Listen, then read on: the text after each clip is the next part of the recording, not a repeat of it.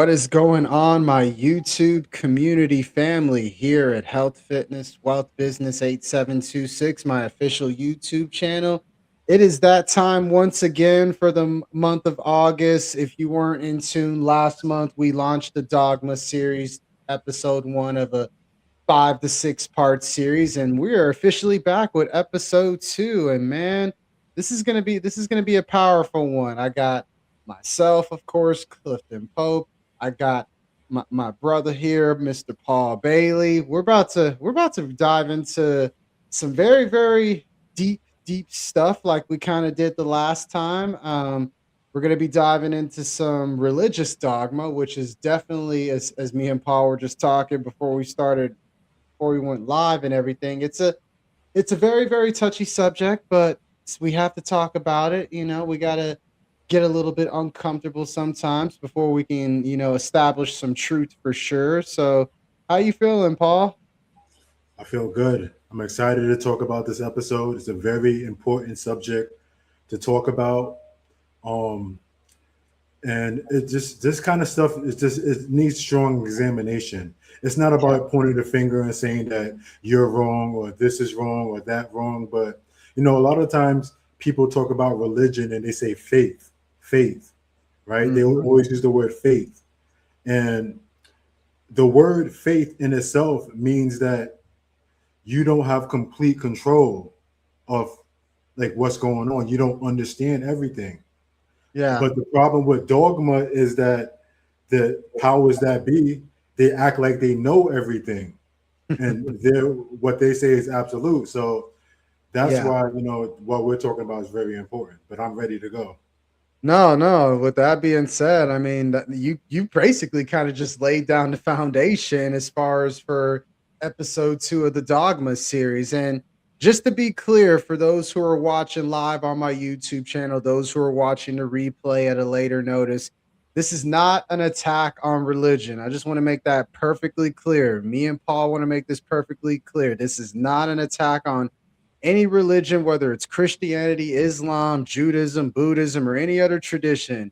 It's pretty much Paul and I are examining how belief systems function. And as Paul just mentioned, how faith can either mature through honest reflection or become rigid through fear and unquestioned certainty. I mean, that's pretty much all that we're doing at the end of the day. But as far as our topic of discussion of the day, as far as like religious dogma and everything, I mean, let's just start right there. What is religious dogma? I mean, we all know that it's dogmas, like as we talked about last time, is a belief, teaching, doctrine treated as unquestionably true, often with little tolerance for challenge and disagreement and all of these things. And we need to kind of have more of like a healthy convictions more so, and because healthy convictions is like, this is what I believe, this is why I believe, and I am willing to keep learning, instead of the dogmatism that keeps happening over and over again, as far as like, hey, this is true because it is true, and questioning it is proves that something is wrong with you and everything. So it's always going to be like a web that we get tangled in every time when it comes to religious dogma. And then it's like, you wonder why people are scared to even have like a open mind with their beliefs, and be, instead of this closed system that they're forced in and everything. But what are your thoughts on religious dogma, Paul? So I think that uh, as I mentioned in the first episode, people need something external to guide them. Most people need something external to guide them. That's how they are. That's who we are. And it's only a select few of us that will cognitively evolve to where that we have our own guidance system. We have our own system that we don't really need the external forces anymore. We still use them to navigate and get by, but we have our own connection with with what's going on inside, so we don't really need any guidance. Now when it comes to religious dogma, I think it's important to distinguish between God, distinguish Hmm. between faith, Hmm. distinguish between religion, Mm-hmm. distinguish between doctrine, and distinguish between the religious institutions. I think Yes. those are each distinctions that we should make. We shouldn't just say religion and you're a Christian and you're a Muslim and you're of this and you're that. I think it's important to distinguish the components, each component. Now, God itself is very difficult to define. I think Yeah. that's one of the Yeah. most difficult concepts. Whatever you want, entities, however you want to label it, is very difficult to define God. Faith is Mm-hmm. faith is you're trusting something that's uncertain. You don't have full certainty about it, but you're trusting it and you're believing it. That's what faith is. Religion is, like the system, the structure, how we communicate. Well, I want to strip it down a little bit. I would say religion is kind of like, you know, somebody knows Spanish or somebody knows English. That's how they communicate. So religion is Christianity. That's how we communicate our love for God. Islam, that's how they communicate their love for God, etc., etc. That's how each of those communicate their love for God or the higher power. Doctrine Mm-hmm. is, the book, the text, the Bible, the Yeah. Quran, the Torah, and then the religious institutions are like, when you break it down, the Catholics, Pentecostal, Lutheran, The uh, Protestants. etc., Hebrew Israelites. Yeah. So, Yeah. I think it's very important to make those distinctions.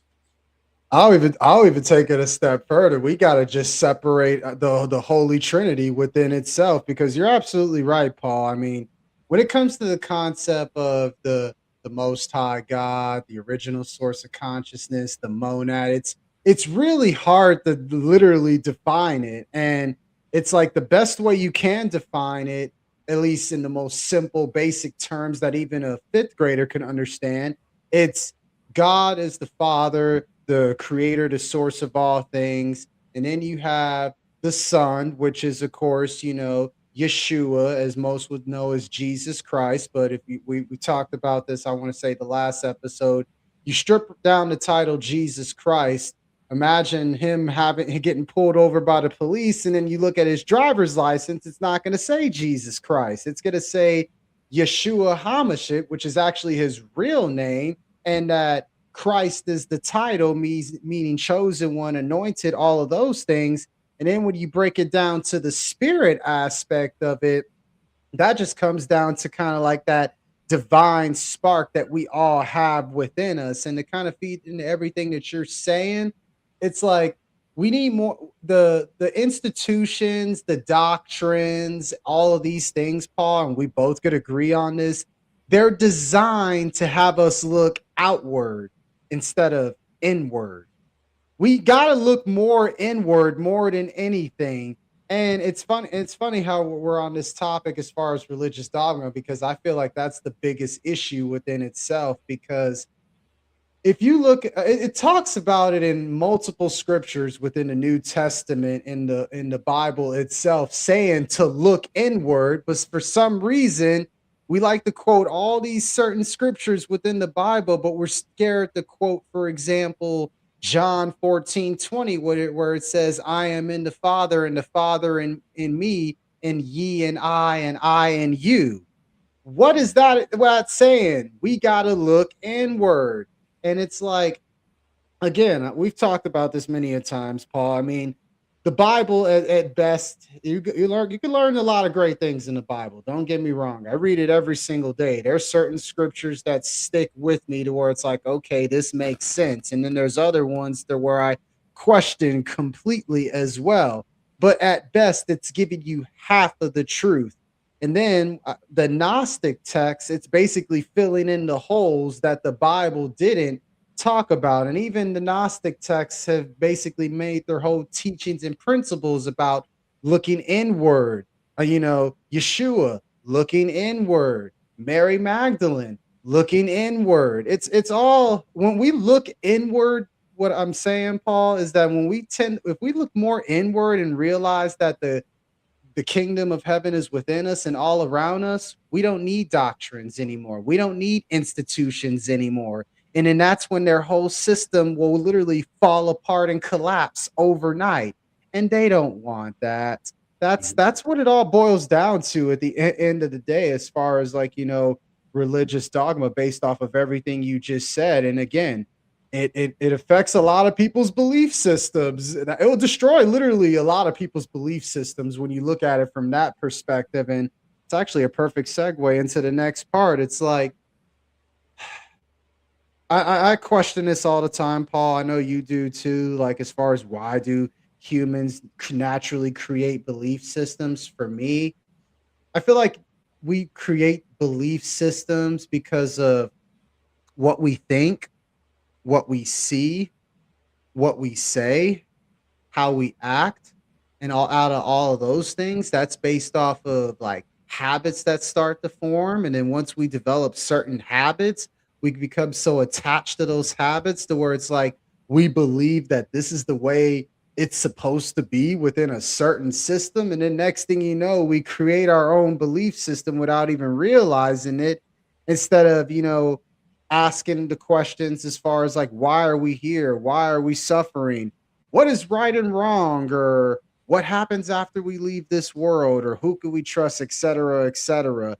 But it's like belief systems kind of help organize the uncertainty and try to make things more certain, I guess you could say. what Yeah, what are your thoughts on that, Paul?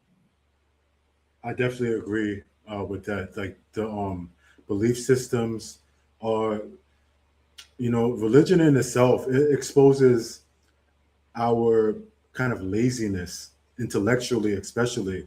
Hmm. And so belief systems are kind of like a reflection of that. We need, as I said, we need something external from us to make us feel good about ourselves so we can consume. And this is one of the fundamental flaws, not just with religion, but in society, period.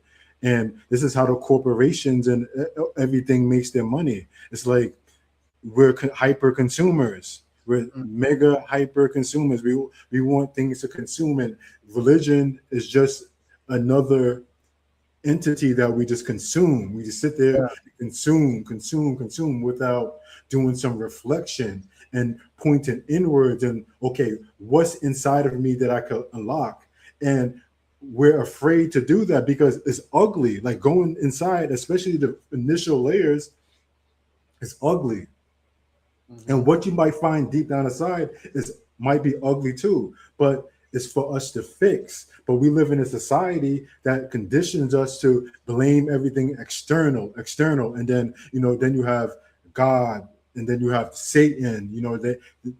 The eternal good entity, the eternal bad entity, and it's like we're always that is that person's fault, is their person's fault. So I think it's a reflection us of avoiding accountability for not unlocking who we are and becoming the best version of ourselves. Like I'm the kind of person, like if somebody walk up to me and punch me in my face, you know, I could play the victim. Yeah, I could play the victim. Why did he punch me in the face? But I realistically, I have to look within and okay, why wasn't I prepared? What happened to my reflexes? Yeah. Why did I see that coming? How did I let him get so close?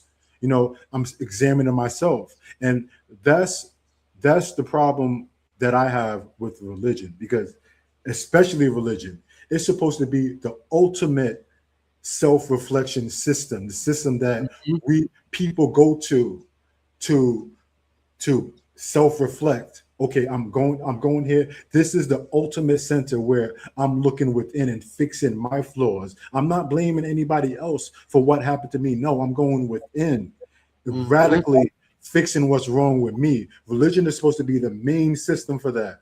But and as we talked about, I don't know if you wanted to bring this up earlier, bring this up now, but you talked about when we spoke, we talked about intrinsic orientation and extrinsic orientation. You remember speaking about that? Yeah, we talked about that. Yeah, you could elaborate on that. That's for sure. So, um, It's like so, and this is from this is a there's a study. I could send you the link and you could put it in the uh the description if the viewers Yeah, want to get the the link. show notes and stuff. Yeah, definitely for sure. So it's psychologists Gordon Allport and Michael Ross formally developed this distinction, intrinsic orientation, where a person attempts to live religion. Faith is an end itself, so that they're actually doing the internal work, and extrinsic orientation, where a person uses religion to obtain security, social standing, acceptance, influence, Mhm. comfort, personal advantage. So that extrinsic is like kind of like the mask that we all wear to, like, okay, look at me, I'm a Christian, I'm one of you guys, I'm one of you guys, Mm. instead of using it to be like, okay, I'm doing the work. I'm unlocking the gifts that I have inside of me. I'm not blaming anything for my shortcomings. No, I'm overcoming it. It's stupid to blame other people. Like, even if somebody punched me in the face and it hurt and it broke my jaw, yeah, I could blame them, yes, but it's not as wise as looking to myself and, okay, I could have done that better. I could have done that better. So that's how Yeah. I feel about the whole No, situation. that's what you kind of just described in a way, Paul, is basically what we've talked about many a times before, and what I've actually have talked about with clients who I trained. I've talked about this on my podcast multiple times. It's the law of responsibility. If something is wrong in our lives, we got to take responsibility for it and we got to fix it, of course. We mirror what surrounds us, and what surrounds us mirrors us. It's a universal truth, and it's like we got to take responsibility for what goes on within the course of our life. And I agree, religion is supposed to help us do that, and it's supposed to help us get closure in certain things where we're having trouble finding like the answers to and everything. And I actually kind of was looking into some research myself in regards to just the whole belief system and everything, Paul. And it's like, from a psychological standpoint, it's like this need of cognitive closure. And this was found by Mr. Arius Krulansky and everything. Oh yeah, and I just got your link right now too, Paul. I appreciate that. He helps kind of explain, Ari Kolinsky and his colleagues about how people often prefer like a definite answer over ambiguity and everything, as far as when Mhm. they feel like threatened and overwhelmed with their overall belief systems. And he kind of broke down the process in like two stages. First part is seizing, which is quickly adopting an explanation. Of course, going back to what we've been talking about with dogma, and then freezing, and of course protecting that explanation from further challenge. Again, what we've been talking about this whole time with dogma. And it's like, it comes down to, it doesn't mean that every religious belief is merely a psychological defense. It means certainty can become especially attractive when people feel unsafe, powerless, confused, isolated, grieving, or threatened, excuse me, by rapid social change. And it's like, religion could offer more than answers sometimes. I mean, yes, it can offer community, identity, emotional support for some, hope, rituals, a sense of connection to something greater. And that's why I guess you could say, for some people, doctrine will come in handy for them if it comes down to that. And then when you challenge that, it's like, it's funny when you, again, when you challenge the doctrine and when you challenge the belief system and everything, you'd be surprised. People will make it seem like you're challenging like their mom or their church or their childhood or just their marriage or the moment they believe the most high God saved them and everything. And it's just, and that's the problem with it itself. And that's why they need to kind of step out of like their belief system and kind of become more open-minded and realize that, hey, maybe it's not just about the external forces. Maybe we need to look internally as well, because last time I checked, we all have we all have a shadow within us, which is pretty much, the dark side, to where it's like the rebirth and the transformation and the rediscovery within ourselves takes place. And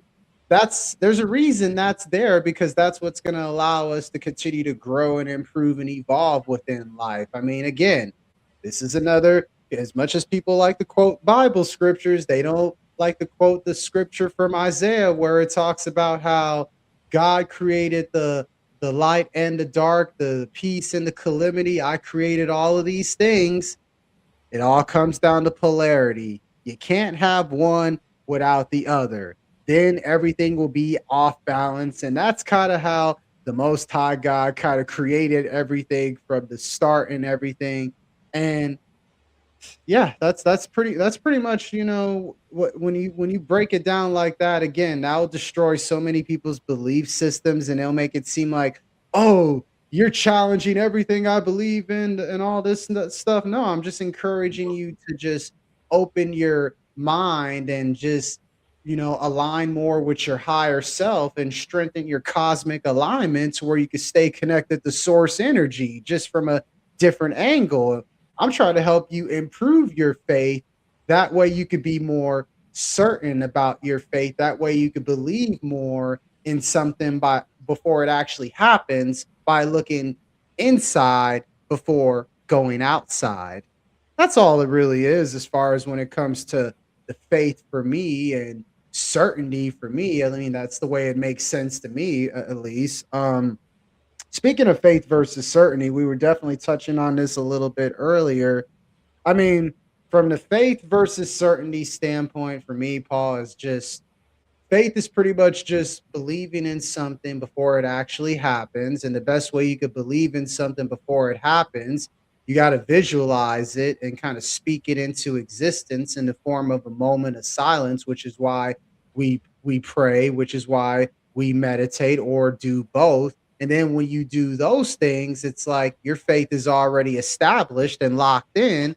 And then it's like there's no uncertainty whatsoever. And it kind of makes things more certain to a certain degree. And then it's like some people would also look at certainty as far as like, hey, I possess something that cannot be changed and everything, but it can be changed if again you have more of an open-minded perspective and you look inside before you go outside.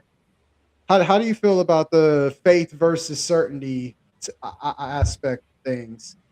So, just to revisit intrinsic versus extrinsic Yeah. briefly. So, it does, just because like you could be a person that shows uh, intrinsic orientation in one situation and extrinsic in orientation in another situation. So you could have both. It's just you don't have to be one or the other. So, Yeah. but it's it's important for everybody to know that you're not just one. You don't have to be just one. You could be both. I prefer to use religion intrinsically, but to each his own. Like everybody, there's people that have status, there's people that have this and that they have to adhere to. So I get it. I'm not criticizing, but as far as faith versus certainty, um, so faith is a commitment or trust despite incomplete knowledge, as you mentioned. Certainty is the belief that no meaningful possibility of error remains. That's certainty. But the problem is when we talk about dogmatism, certainty is hardened against examination. That's the problem. Certainty is hardened against examination, and as a person, period, you must always self-examine yourself, and you Yes. should attach to systems that encourage you to self-examine Mhm. yourself. So if you're a part of religion and you can't examine religion, just because you're examining religion doesn't mean that it's flawed or is wrong. It just means that there's growth to be done. Like kind of like science. Science is one of those things too that you can't take it at face value. It's constant examination, doing like figuring out this, and they could have been wrong about that, so they have to go back. So there's no shame in what we learned traditionally about religion to be wrong or misinformation. We just didn't have all the information, and that's what we should be striving for as human beings, to correct ourselves when we're wrong. But Yeah. as you said, and this is what I like, this goes back into separation between the illusion of the separation between church and state, like Yep. how there's really no separation. And No, there isn't. um, I mentioned the other day, like, which I think we're going to expand on, how, religion is, uh, the government is the bad cop and religion is Yeah. a good cop. Yeah, we're definitely going to dive into that. That might be an episode within itself. I have that in my notes actually. Now that you brought that up, that's funny. Exactly. Yeah. So, and they work hand in hand. Like, They so do. that's why earlier I made the distinction between God. I made the distinction between faith, religion, doctrine, and religious institution. And the religion institution aspect of it is directly aligned with the government. And all these entities, they're kind of like intermingled because we don't really think about it. We don't examine it, and it's by design. Almost every system, the more you don't examine it, the more it's in the people who control the system's favor, because you're going to be a consumer. You're going to consume, and you're going to give them whatever their currency that they need. Most of the time, it's going to be money. But Mhm. we should. This is how we should use religion. We should strive to be producers, and it doesn't mean in the traditional industrial way where we're creating businesses and doing this and that. That could be an element of it, but it's more that, like, for your example, you run a lot, you work out a lot. That's part of being a producer. You're putting your body through control, situations and pressure that Mhm. it's like you're productive and you're doing something good for yourself, and you're sustaining, you're creating a foundation of energy where you could use in different parallel systems or parallel, like, realms. That's being part of a producer. So that's what we should be. But like, religion is just another reflection in modern day of consumption. And this consumption, you need to consume. We're consumers. Like, you consume. Yeah, I get it. But we're hyper consumers. We're hyper consumers. And that's where it's flawed. It's like everywhere we go, we want to consume this, we want to consume that, and we want to consume a lot. And it's like, like probably better than I do. If somebody wants to lose weight, ultimately, don't matter how much you go to the gym. It don't even really. It kind of matters, but it's not even so much about what you eat. It's about cutting. You have to cut. You have to be in a deficit. Yep. Like, you have to limit your consumption to be Mhm. productive. And that's the problem with religion. And you mentioned, it's like these systems, it's no longer about self-examination. It's about the people who are in these systems. They have power, they have influence, and they want to protect their influence. They want to keep it. And the truth, like the examination, would disrupt their influence and disrupt their position. And they don't want that. Same thing in politics, same thing in relationships, same thing in the workforce, wherever way you put it. It's the same thing. And like, it's like, so Jesus, he kind of created the, like, religion. He organized, I mean, he didn't organize, he created it, but it wasn't organized. Then Paul came around and organized it.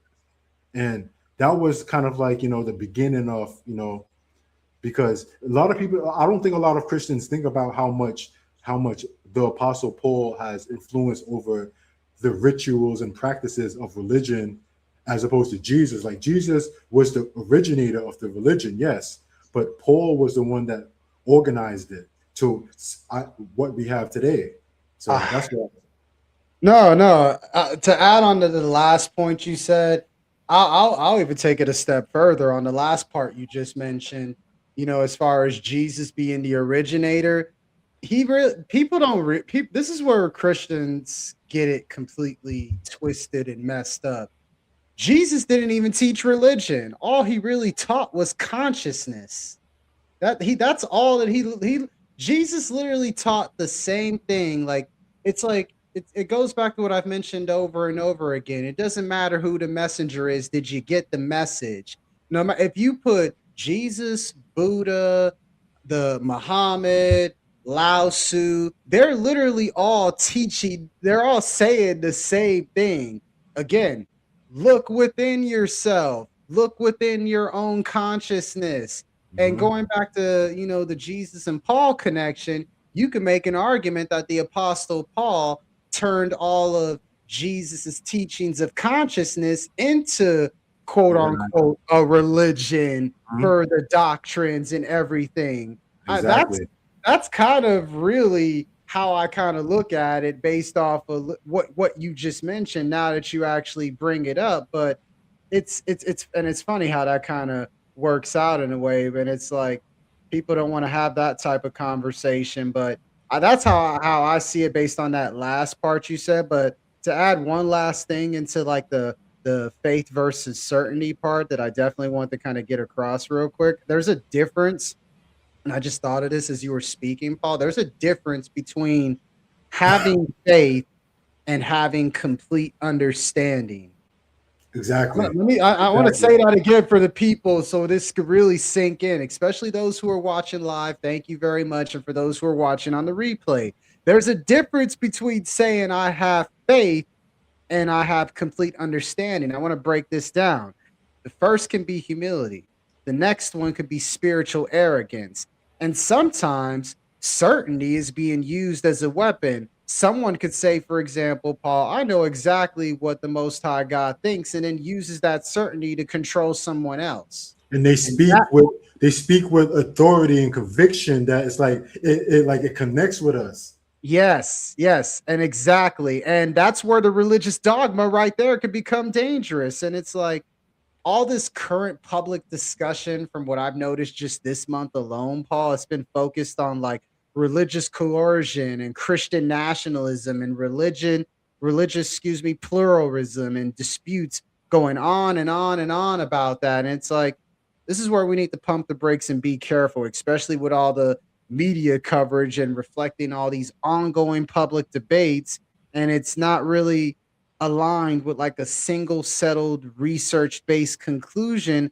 And that's why the questions like these matter. For instance, like when private conviction becomes public power, how should it be limited by conscious pluralism and equal rights? A person can live faithfully according to their beliefs without insisting that every citizen must share them. And that may be the difference now that I think about it between witness and coercion. Now that I think about it, that's Huh? the last part I wanted to kind of get out the way as far as faith versus certainty before I forget to mention it. But speaking of all this just it goes back to just, tradition, trying to preserve the wisdom, but at the same time, it could also preserve mistakes. Exactly. Traditions could give communities, Paul, you notice memories, language, rituals, identity, again, a sense of connection to previous generations, but it also protects important truths from being forgotten. And tradition could also become unhealthy when it is treated as automatically correct simply because it is old, which Hmm. is why, again, going back to the Bible, which is why they took out certain stories within the Bible and then they translated it to all these through all these different languages. And now that we have the Bible that we know now, and then we kind of forget like things like what the original purpose was, or what is it actually producing, and how could it be applied, and what problems are the teachings addressed. Because again, the Bible addresses half of the truth at best. And then there's other texts you got to look into, like the secret book of John, the Gospel of Thomas, the Gospel of Phillips, the Pistis Sophia. And all of these texts have been hidden away for centuries, not because they were wrong, but because they were too powerful, and it would destroy the control, the order, the institutions, the doctrines, and everything. And to think it took somebody to find it in the desert in 1945 in Egypt, just randomly digging. And it took that for us to understand the other half of the story. That way we can get a better understanding of what is really going on as far as from an examination standpoint and basically a tradition standpoint as well. It's like what's your sense of direction, Paul, as far as tradition versus? So I wanna read a Bible verse real quick, real Yeah, fast. please, by all Uh, means. 1 Corinthians 13. Yeah. Um, this is the Apostle Paul, by the way. Verse 11. When I was a child, I spake as a child. I understood as a child. I thought as a child. But when I became a man, I put away childish things. Verse 12. Ah. For now I see through a glass, darkly, but then face to face. Now I know in part, but then shall I know, even as also I am known. And Mm. now abideth faith, hope, charity, these three things, but the greatest of these is charity. So, verse 12, especially, I want to emphasize because even the Apostle Paul that we talked about, organized religion. And I don't know, I don't have enough information to say that what the Apostle Paul did was wrong. I'm just saying what it is. Yeah, yeah, And yeah. I totally agree with you there. Yeah. so, but he's even admitting that like the human eye is flawed. Like Hmm. we don't see clearly. So now tradition versus examination, there are benefits to the tradition. You know, preserves wisdom, communal identity, connects with generations, uh, rituals during grief, marriage, birth, and death, protects community from temporary cultural trends, which is very important because there's temporary things that it's not going to stick, but it's hot now, and everybody is making like a permanent decision based on this current trend, right? Hmm. But there are benefits to the tradition, but there also are significant dangers of unexamined tradition. It's very important. Hmm. Like if we don't examine tradition, is because at the end of the day, our job is not to stay stagnant and to stay where we are, not to get comfortable. No, we get out of our comfort zone. That's how we're here today. Hmm. The past, our ancestors had to get out of the comfort zone, examine what was the situation, and head into uncertainty Yeah. and take us to where we are today, where we have all this technology. We live in buildings, we have electricity, we have roads, we have buildings, we have cars, we have planes. That wasn't just given into us. That was examination, constant examination. And if we strictly stay to the tradition, there is no room for innovation, for us to grow, for us to evolve, for us to unlock our true in ourselves. We're just constantly start. This is how they do it, so we got to do it that way. No, it's different times. It's different times, and there are some things that like the wheel will always need the wheel. The wheel has been around since forever, things Hmm. like that, we'll always need. But some things they need to like, be examined and see how we get like if you think about these companies, you know, the iPhone, the MacBook, they don't say, okay, this year this MacBook worked or this iPhone worked. So we're gonna keep on creating the same iPhone every year. No, no. They listen to what the consumers say, they reviews whatever, they do tests and everything, and they create a better version. And sometimes you could argue sometimes, oh well, they didn't do much, they didn't do Hmm. much, that's a fair argument, but essentially you get what I'm trying to say. Like, Yeah. they're always trying to evolve their products. So I'll close with this. Tradition is a testimony of the dead. Mm. Dogma begins when the dead are given permanent control over the living.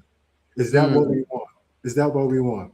Like, even my mom, I talk about my mom a lot. I know she died earlier this year.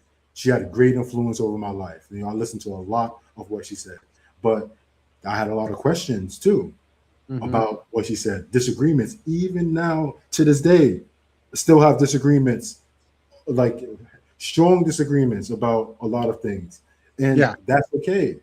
That's okay. Question things, and like I cherished my mom when she was here. I loved her. I took care of her, but I got my own path, and I Mm, got my own visions that I see, and I got my own questions that I got to answer.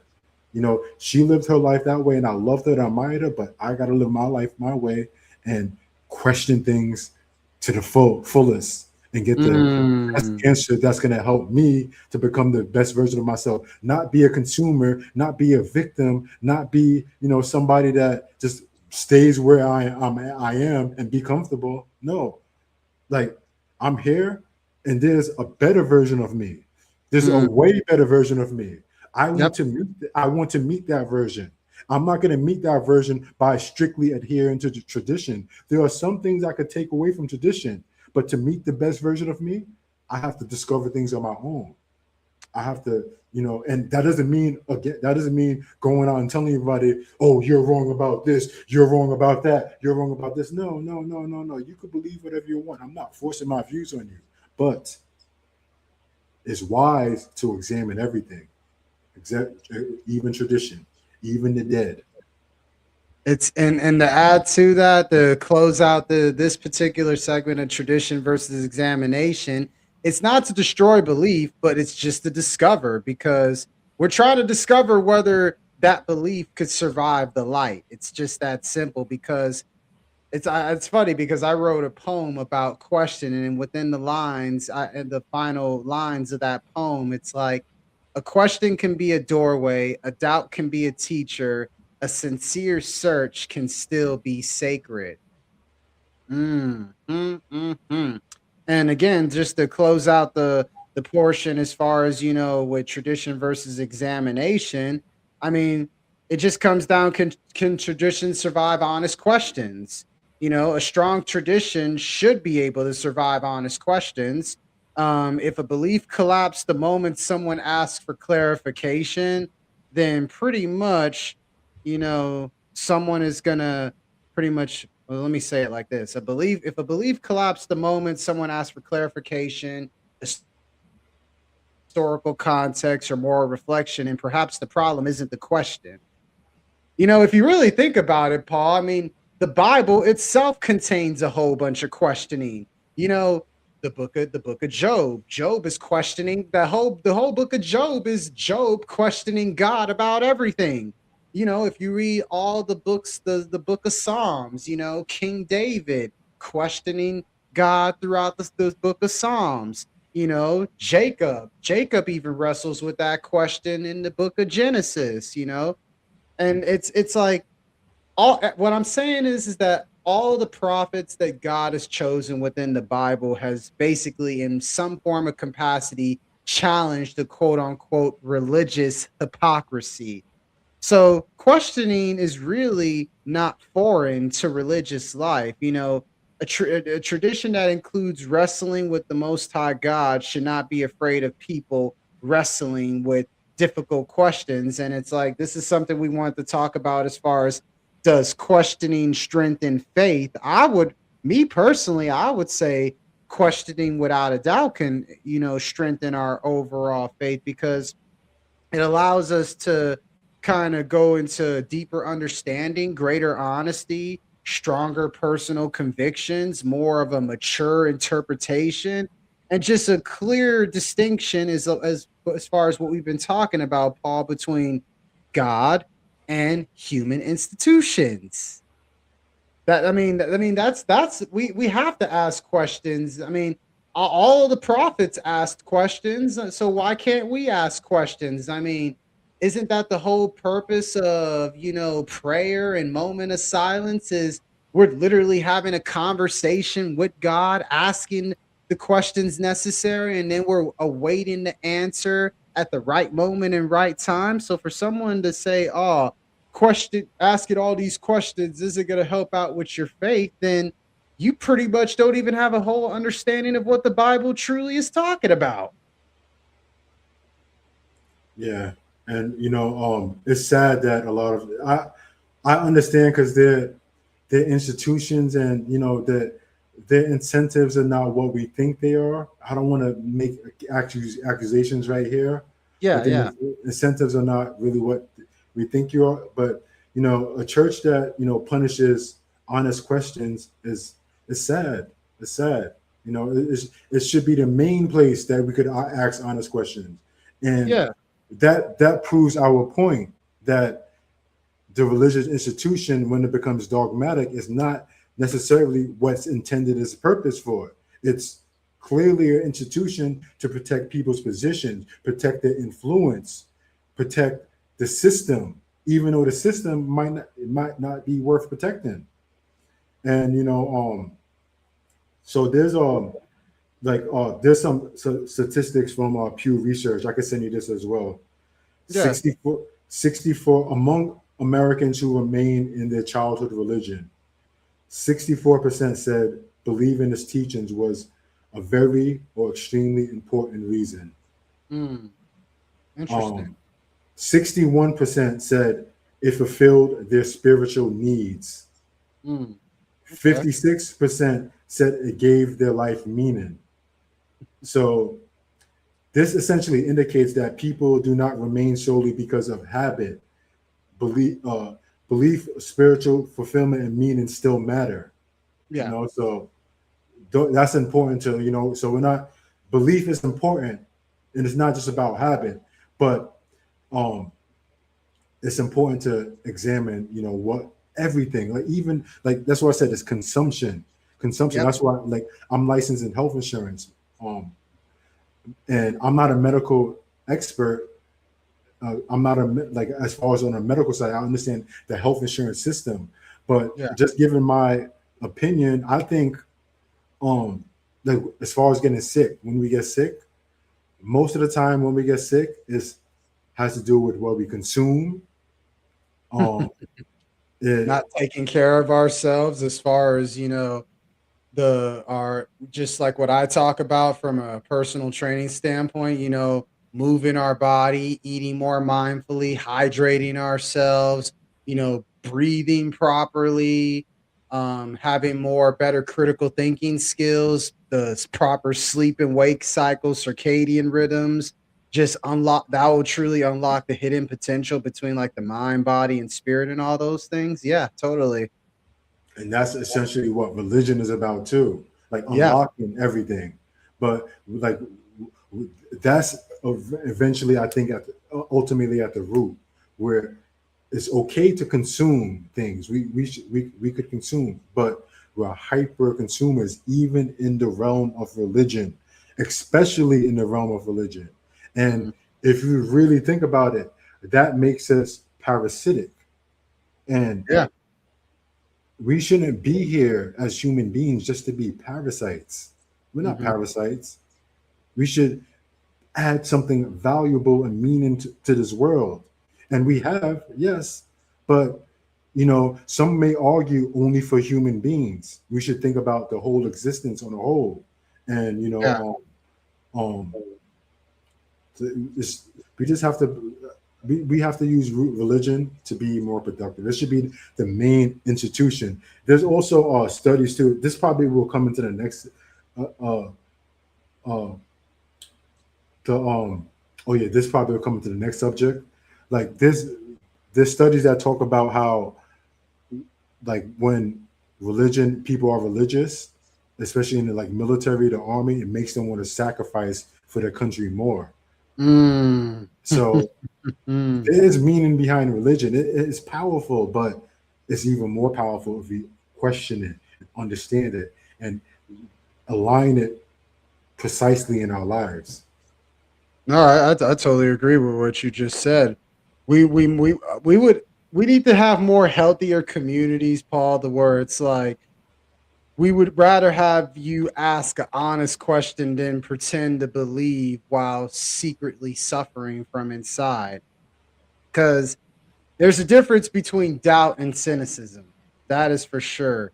And the honest search is often more spiritually alive than the performance of certainty to kind of round out everything that you just said for the most part. And it's like questioning the strength in our faith is absolutely necessary because for me at least, I feel like the more that we question things, again, it goes back to That Jay-Z lyric I told you about, Paul, is like question exists until the questions are solved. I mean, isn't that the whole purpose of a question? So we could try to solve it to where we can get some answers out of it.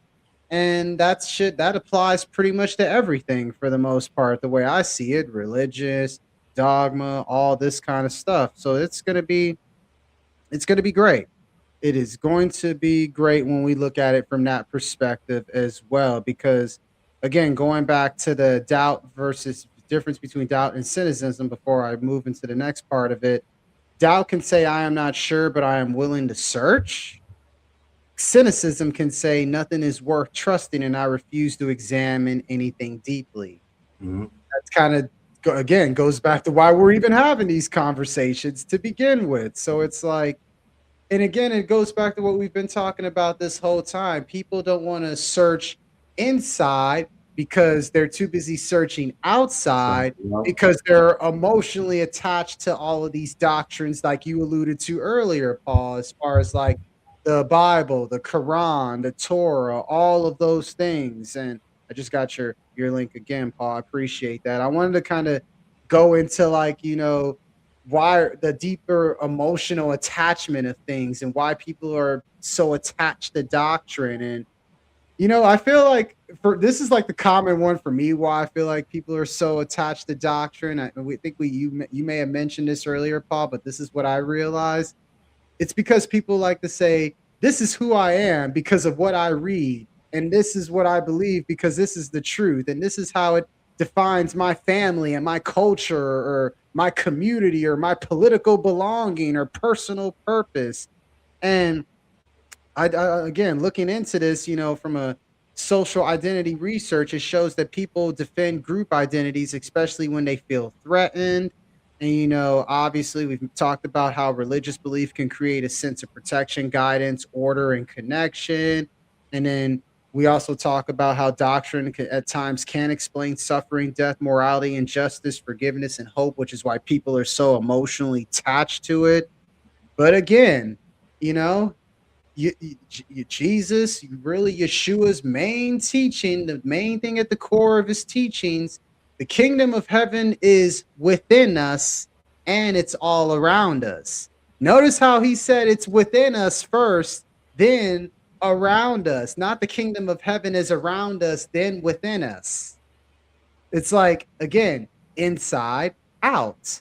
But I get it, it comes down to personal experiences and what people believe as far as how doctrines can affect them and all that. And don't get me wrong, doctrines are okay to as far as something to fall back on just for additional context. But don't let that be like the main focal point as far as your belief system and everything. Do some inner work. Have some moment of silence. I mean, again, it says it in the Bible, but people overlook it, Paul. Be still and you will know that I am God. AKA go somewhere quiet, sit in the dark. And this is something that what I've actually been doing a whole lot more lately, Paul. I'll go and sit in the dark, no phone around, just me, myself, the breath, the moment of silence. And then it's like you're just tuning in, noticing yourself from within. That is what Jesus, I feel like, really wanted us to do. And that's what he was trying to tell all of his disciples to do. And this is what he was telling everybody within the parables, but they just weren't getting the message. They just weren't getting the message. I mean, again, inside out, y'all. Inside out. That's the whole purpose. We are within the Father, and the Father is within us.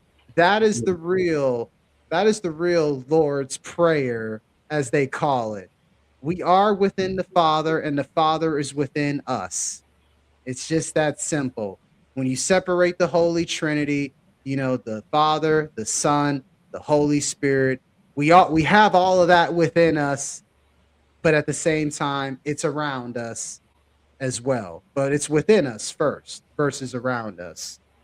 And when you break it down from that perspective, it destroys anyone's emotional support, the doctrines. And at the same time, we necessarily don't need doctrines as much. And we don't need churches and institutions as much. And again, it just goes back to, the illusion of separation of church and state. Churches are in cahoots with the governments, all those kind of things. They kind of go hand in hand. It's pretty much what it is as far as me feeling people feeling emotionally attached to doctrines when they really just need to look within themselves. Yeah, and ultimately, I think power is, whether it's subtle or aggressive, power is like a struggle that each of us go through. Like, Yeah. we might not realize it, but it's a probably concealed battle or a battle that's on full display. But we're all struggling for power, and at the root of power is identity, and Mm. identity is fused with many religious people with the doctrine. It's like if you're attacking the doctrine, you're attacking the identity. And if you even look at Jesus, like what did Jesus identify himself as? Did he identify himself as a Christian? Did he really identify himself as a Jew? Like I don't know if there was a strict attachment to a particular identity. I'll even go even further than that. Did Jesus really identify himself as the Son of God? You, he didn't even identify himself as that. Jesus identified himself as the Son of Man, a pre-existing divine figure that has already existed before all. Yeah. It literally talks about that throughout the New Testament, the Book of Enoch, and all of these things. and Which, and which, even that statement, you have to ask questions. You can't. He's the son of man. Like it doesn't automatically register. You have yeah, to ask questions, yeah, and totally. that should be the essence of religion. Questions, radical questions. I don't know everything, and you can't call yourself faith with saying that you own the truth. That's a contradiction. Like these religious institutions, they say, well, we own the truth, but then they call it faith. That doesn't make any sense. When did faith become dogma? That's what we need to come down to. Like, when did faith become dogma? Because it's like questions are punished, evidence is judged by loyalty, dissenters are dehumanized, leaders cannot be challenged. It's like the doctrines that they produce harm but remain protected. It's like, when did faith become dogma? Like, seriously, when did believing in something before it actually happens become dogma? That's where I'm confused at. Like, I mean, let's just put it like this in a simple comparison, and we've talked about this as far as from a conviction versus dogma standpoint. Conviction, we know, gives direction and explains its reasons and remains teachable. Dogma, we know, treats doubt as danger and protects identity over truth and demands unquestioned loyalty. We all know that within the church system alone. The question really that I'm starting to realize is not, do you believe strongly? The real question is this, Paul, and I'm sure you could agree with this. Can your belief remain strong without becoming closed, cruel, or afraid? No, That's most the people real don't. question we need to ask ourselves right there, as far as when did faith become dogma, at least the way I see it. Yeah, and that goes back to consumption because most of our consumption is emotional, and Mhm. for you to not be able to criticize something because like your identity is linked to it, that means that you're emotional. For you not to be able to question something, that means that you're emotional. And it's this is just like an emotional reflection. Religion is a kind of like a emotional reflection of who we are. It's like no, like there is, I might not actually verbally articulate it to you or the entity, but in my mind, believe it, I'm questioning what's going on. Like I'm Mhm. not emotional to the point where no, I can't question that. It hurts too Yeah, yeah, much. yeah. Like no, that's not. I do want to mention like a couple of like Pew statistics. with Yeah, we can throw this. them in there real quick, Paul. So 55% of American held an overall positive view of religion's influence. This Mm, according to Pew 2026. 79% opposed churches endorsing political candidates. that's wow. 66% wanted churches to stay out of political matters. Mm, And 17% wanted the federal government to declare Christianity the official religion. And this is up from 13% in 2024. mm. So that's growing. Like more people, it's still small, relatively small, but more people do want Christianity to be the official. So that reveals an important distinction. Many American value religion, but remain uncomfortable when religious authority becomes political power. So, but it's the same thing if you really think about it. There is no this. It's just an illusion that we talked about. So Yeah. I feel like we just need to provide people, Paul, a practical like framework on how to examine their belief responsibly. And it's like, especially when it comes to examining a doctrine. And here's my framework I'm willing to offer people as far as how they can do that responsibly, of course. Um, Ask yourself a few questions like this. What supports the belief? Am I examining the original teaching or someone's interpretation? And as far as from a fruit standpoint, what does this doctrine produce in people? Does it produce love, justice, humility, courage, wisdom, or does it produce fear, control, shame, hatred, and passivity? From a freedom perspective, does it help people become responsible and alive or dependent and afraid? Or from a relationship standpoint, can this belief survive honest questions? Kind of like what I mentioned earlier. Because again, a humble believer, or actually, before I get to that, from a research standpoint that I found real quick, I needed to throw in here to tie all this together. Research on, intellectual humility, which by the way is not weakness. Research shows that on intellectual humility, it connects it with greater openness to correction, more accurate self assessment, and healthier engagement with opposing views. And to kind of pull this into a full circle moment, we need more humble believers. That's first and foremost, because a humble believer can say, I believe this deeply, but I may interpret it imperfectly. I can exactly, que- I can question my understanding without rejecting the most high God. I exactly, can listen without surrendering my judgment. And most importantly, I can change my mind without losing my integrity. Man, oh man, that's some powerful stuff when it comes to how you should be able to examine belief responsibly. And as we close out this with some final reflections on this and everything, as far as what we've talked about today, Paul, which we definitely went through a lot for sure.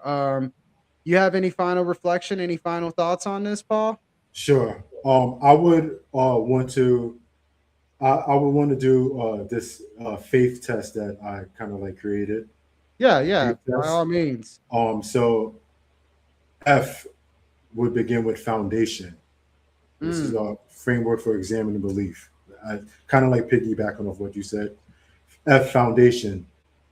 What exactly do I believe? Is this belief found in the sacred text, or is it a later interpretation? Did I choose it, or did I merely inherit it? mm, A, authority. Who taught me this? What gives mm, that person or institution authority? Can that authority be questioned or corrected? right. I, incentives. Who benefits if I accept this belief? Does it Mm, provide money, power, status, access, or control? mm, What would I lose socially if I changed my mind? mm. Okay. T, testing. What evidence could count against my interpretation? Have I Mm, seriously examined competing interpretation? Most people know. Am I testing the belief or merely searching for confirmation? And last, H, harvest. What fruit does this belief produce? Does it create honesty, courage, love, discipline, and responsibility? Or does it create fear, arrogance, tribalism, dependency, and hypocrisy?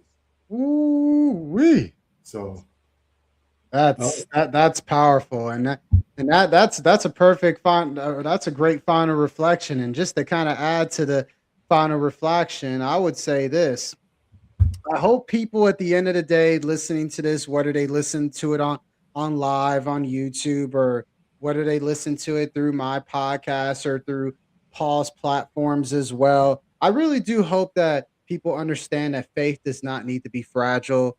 If honest questions destroy a belief, perhaps the person was holding certainty rather than faith. And I also hope that people become more compassionate. I really, really do, especially before attacking someone's doctrine. Remember that their belief may be connected to family, grief, identity, community, personal survival. I get it, but there's ways you can definitely weave yourself out of that. And I also hope that people understand that questioning is not automatically disrespect, because it can lead to a search for truth, an act of conscience, a path towards maturity, and a way to separate divine wisdom from human control. And honestly, we should question with humility, not superiority, when it's all said and done. Because again, conviction gives you direction. Dogma can make direction impossible to question. Faith can guide you without making you feel cruel. Tradition can root you without making you closed. Questioning can challenge you without destroying you. And certainty should never become more important than truth, compassion, and integrity. And just like that, for everyone who's been watching, listening, wherever you may be, however you may be listening, this has been the second installment of the Dogma series. And Paul and I are literally just peeling things back layer by layer. And we just want you to remember to remember, we want you to remember this: hold your values firmly, but hold your interpret humbly. Any last words, Paul? a belief should be judged not by how confidently it is preached. We get too caught up in that emotion. Oh, that guy is a good speaker. He says he speaks with such conviction, but it should be judged by its foundation, its incentives, its openness to testing, and the fruit it produces, as I mentioned with the faith test. So you have to, we're productive. We're not consumers. We're not consumed because of our emotions. We're productive no matter how we feel, no matter how much it hurts. So that's what I want to leave you with. Yeah. Well said, Paul. Well said. Powerful conversation without a doubt. And last thing I'm going to say as we close things out is, again, just believe without losing compassion, everyone. Question without hatred, y'all. And seek the truth by all means without fear. And with that being said, we will definitely see you on the next installment of the Dogma series, because again, we're just peeling this back layer by layer like an onion. This is yours truly, Clifton Pope. This is my brother Paul Bailey. And yeah, this has been the second installment of the Dogma series, live on not only just my YouTube channel, but also on the HFWB podcast series and also on Paul's platforms as well. Definitely tune in. We truly appreciate it. We're just trying to provide you with some spiritual enlightenment and help you see the light and see the truth, y'all. But until next time, peace, love, positive vibrations. Until the next installment of the Dogma series, baby.